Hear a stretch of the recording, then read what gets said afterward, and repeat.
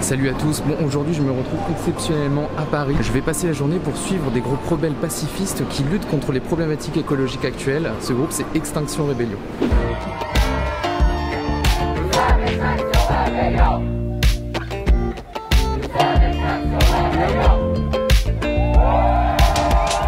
Extinction Rebellion est un mouvement mondial de désobéissance civile qui lutte contre l'effondrement écologique et le réchauffement climatique.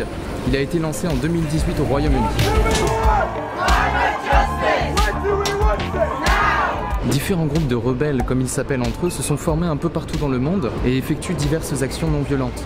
Des manifestations, des blocages de circulation ou encore des blocages de grandes enseignes afin de sensibiliser et d'informer la population sur l'urgence de la situation actuelle. D'où le symbole, qui représente un sablier. Ce groupe d'activistes a décidé d'aller plus loin en effectuant ces diverses actions et de dormir aussi dans les rues de grandes villes, comme celle de Paris où je me trouve actuellement, pour essayer de se faire entendre et de changer les choses. Évidemment, suite à ces blocages et ces différentes actions de désobéissance civile, les rebelles font face aux forces de l'ordre qui vont jusqu'à les pulvériser de lacrymogènes ou encore aller jusqu'au contact physique pour les disperser, même si les rebelles luttent face à ces interventions et se montrent non violents. Si ça, c'est pas une sacrée marque de solidarité. Bon, autrement dit, ce qu'il se passe, vous l'avez bien compris, est vraiment très sérieux. Du coup, ça a l'air de beaucoup plus bouger à l'Assemblée nationale. Là, je suis loin de tout, hein. Je suis vraiment... presque au centre-ville Montparnasse, si je me trompe pas, mais je crois qu'on est au centre-ville de Paris. Pas du tout.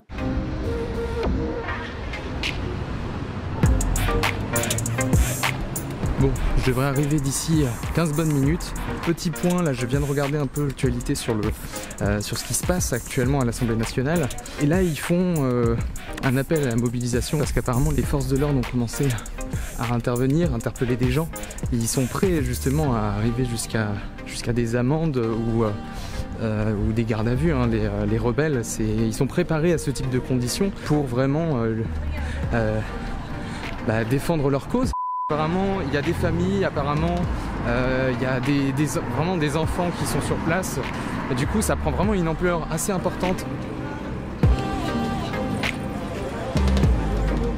Bon, je suis avec des Bretons actuellement sur Paris, donc à côté de la statue Thomas Jefferson que vous voyez juste au-dessus de moi avec un drapeau Extinction Rebellion. Extinction Rebellion, c'est le premier mouvement que je vois qui fait de la pub entre guillemets pour recruter des gens, qui mobilise justement les gens, tout en ayant ce côté du coup non violent, qui permet d'être très facile d'accès et qui permet de montrer qu'il n'y en a pas besoin d'être radical en fait pour vraiment pouvoir changer les choses. Ça fait des dizaines d'années qu'on en parle et il n'y a toujours rien qui fait.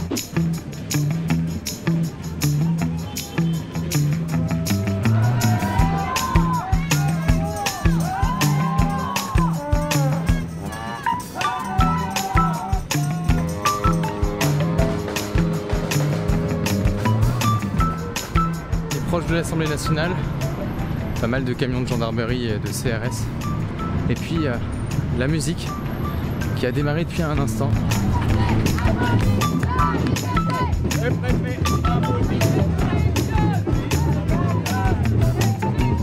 C'est un peu compliqué d'y accéder parce que ils ont bloqué tout le pont qui est juste devant l'Assemblée nationale, le pont de la Concorde. Et il y a vraiment tous les CRS sont mis des deux extrémités du pont. On voit que ça déplaît certaines personnes parce qu'il y en a qui attendent depuis un moment pour pouvoir passer de l'autre côté de la Seine par la Concorde. C'est vraiment un peu compliqué. Il y a des personnes qui sont à l'intérieur qui aimeraient sortir et qui ne peuvent pas, qui restent patients. Pendant ce temps-là, il y a de la musique qui s'est lancée en plein milieu du pont.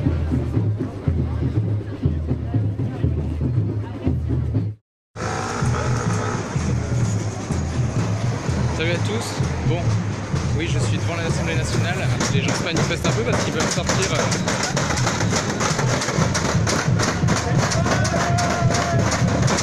Voilà, c'est Extinction Rebellion qui se manifeste aujourd'hui. Évidemment, qui lutte. Là, ça commençait vraiment à chauffer autour de moi. Je continue ma story, mais je ne m'attendais pas à ce qui allait se passer.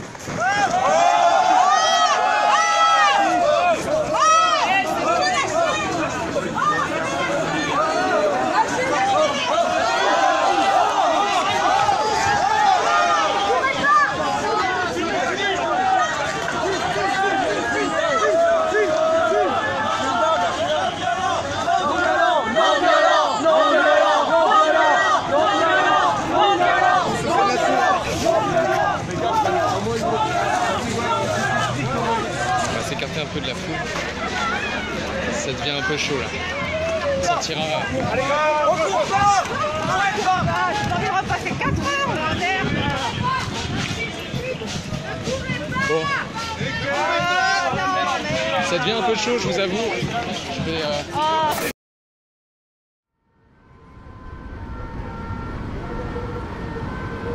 Une interpellation directe des forces de l'ordre face à sans doute un rebelle, je pense que c'était un rebelle, qui en fait est sorti du cadre, du périmètre que les CRS ont encadré.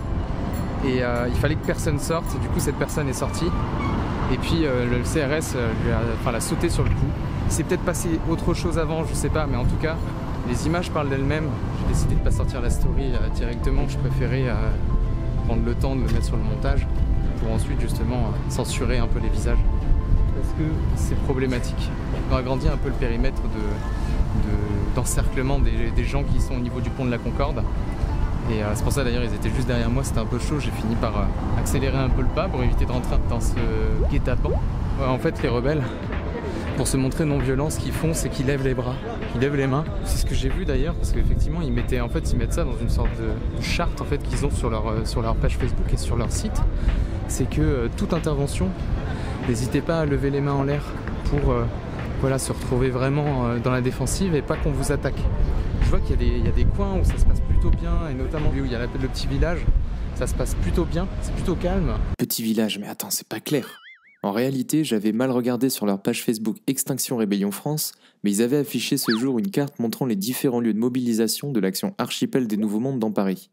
Et au moment où je vous parle, je me trouve à peu près ici sur leur carte. Je pars du blocage et me rends à cet endroit qui se nomme selon eux Dire la vérité. Mais jusqu'à la fin de la vidéo, je l'appelle le village ou le petit village, donc vous comprendrez. C'est un petit point en même temps pour vous montrer comment ils organisent leurs actions. Le but c'est ça, c'est vraiment de ne pas montrer un instant de violence pour essayer le plus possible de se faire entendre et de changer les choses.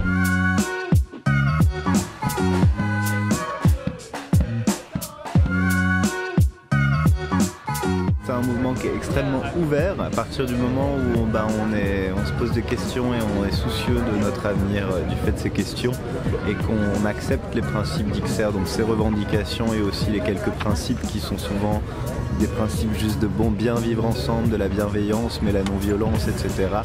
Tout le monde est le bienvenu. Ce qui est génial, c'est que du coup on vient et on prend très vite sa place et on peut faire un petit peu tout ce qu'on veut.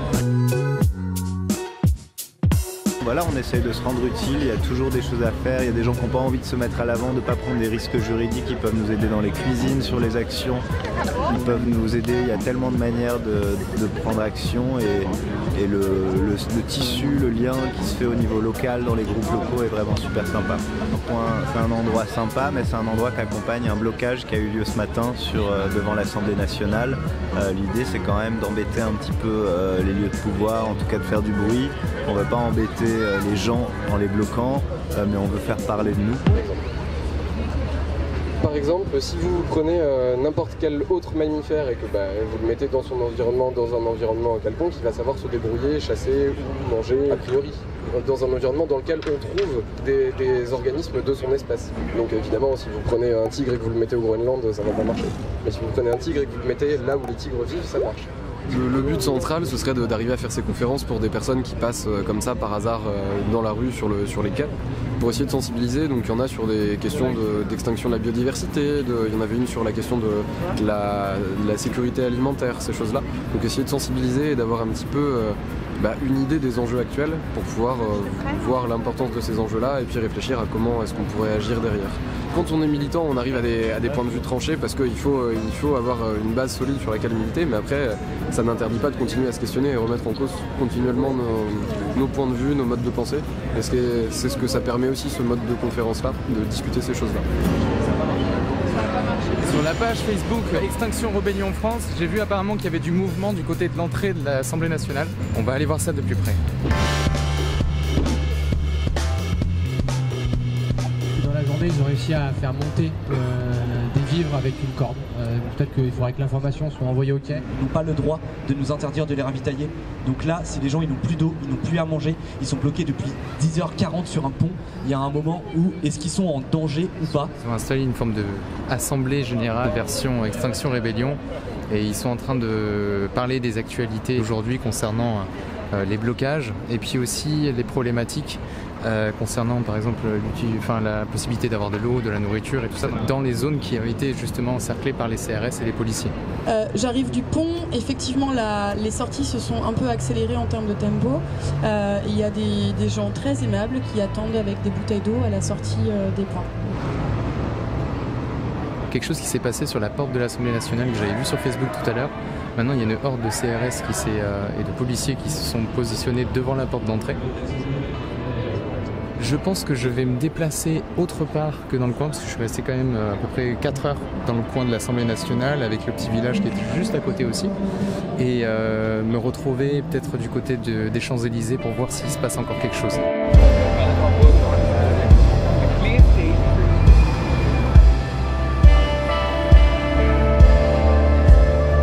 Comprendre ce qui se passe en fait avec tous les camions qui arrivent et qui bouclent en fait tout le rond-point de l'Arc de Triomphe.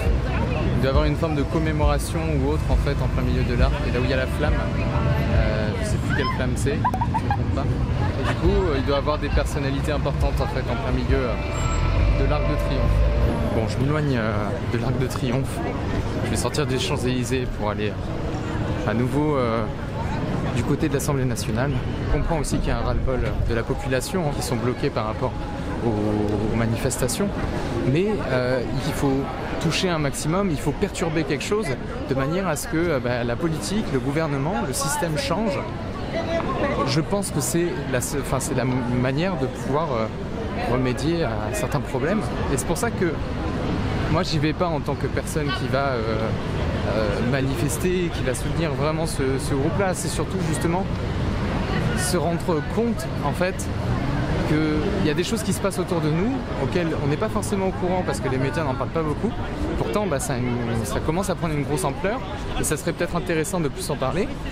Et voilà, je trouve ça bien de faire passer l'information et d'aller sur place et de voir un peu de quoi il s'agit. Et puis aujourd'hui d'y être allé,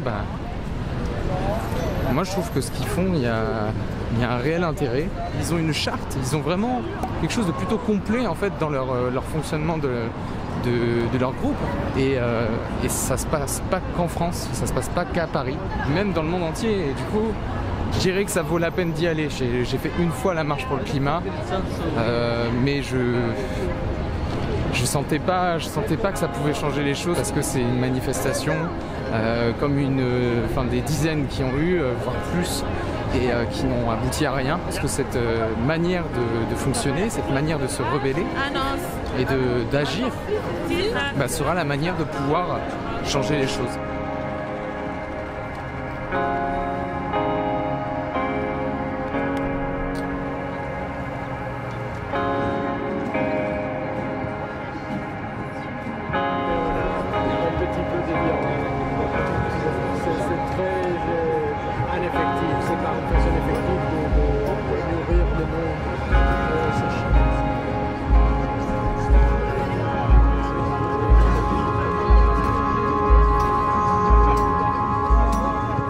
Et bien c'est sur ce retour dans le petit village que je termine mon vlog reportage. J'espère que ce format vous aura plu. N'hésitez pas à me le dire dans les commentaires, parce que c'était une première pour moi, et d'ailleurs pour Extinction Rebellion, je vous avoue que j'ai pris connaissance du mouvement une semaine avant d'y aller. Temps de réserver mon voyage et puis de préparer un peu ce que j'allais dire. Ça fait court. En tout cas, Extinction Rebellion, pour moi, ça a été intéressant d'aller sur place, de voir comment ils fonctionnaient, et puis de vous partager tout ça. Ça fait 2 semaines que je suis rentré de Paris, ils ont continué à faire des actions. D'ailleurs, ils comptent pas s'arrêter là, tant qu'il n'y a pas de changement. Et là, par exemple, le 25 octobre, devant les Invalides, il y a eu une prise de parole d'un groupe autochtone d'Amazonie qui ont parlé de la situation concernant les feux de forêt en Amazonie qui ont eu lieu cet été. Vous êtes sans doute au courant. Je trouve ça intéressant aussi de voir comment ce mouvement évolue parce que ils font et puis peut-être que c'est le mouvement qui permettra de changer les choses à plus grande échelle parce qu'il y a un appel à la mobilisation et l'idée c'est d'aller chercher plus de personnes possible. D'ailleurs, dites-moi si cette vidéo vous a plu pour savoir si refaire un vlog reportage, j'en ferai d'autres avec Extinction Rebellion. Voilà. N'hésitez pas pour les prochaines fois à me partager en fait des questions que vous vous posez, peut-être pour des prochaines actions que je préparerai en avance. Je vous tiendrai au courant sur notre compte Instagram ou notre page Facebook, ou peut-être sur une petite vidéo en teasing sur la chaîne. Je suis désolé, il caille dans la chambre là, ça il fait quoi là, genre 10 degrés, un truc du genre. Et bon, au moins ça me prépare peut-être pour une prochaine expédition que je ferai dans la montagne avec des igloos. Enfin, un igloo. Enfin voilà. T'as fait une boulette là. Non, c'est pas... Bah si, t'as fait une boulette. Ce n'est pas un spoil. Bah si, tu viens de faire un spoil sur une expédition.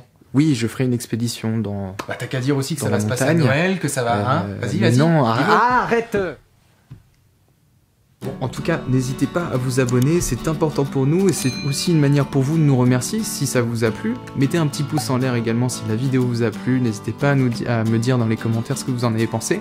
Et puis je vous retrouve très vite pour une prochaine vidéo sur I Love la Terre. Ciao!